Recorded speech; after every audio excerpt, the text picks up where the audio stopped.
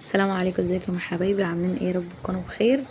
تعالوا بقى نوريكم كده احلى طريقه للشاورما والتوميه بتاعه الشاورما.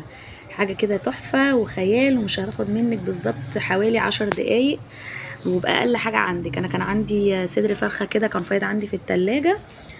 طلعته وهقطعه دلوقتي، وقطعت كده بطاطستين، وهقطعهم طبعا التقطيعه الترند اللي نازله دي سهله جدا، يعني مش محتاجه اي حاجه. بجيب القطعه المشرشره دي اللي هي بتاعه الجزر بتاع المخلل، وقطعت بقى كده البطاطس زي ما انتوا شايفين كده، ومسكت طبعا صدر الفرخه كده اقطعه برده شرايح كان مسلوق. اقطعه كده حتت صغيره كده، وهخلي منه العظم خالص زي ما انتوا شايفين كده. نحط شويه زيت وننزل عليهم ببصلتين وقرن فلفل، وبعد كده هننزل بالفراخ بتاعتنا المتقطعه دي.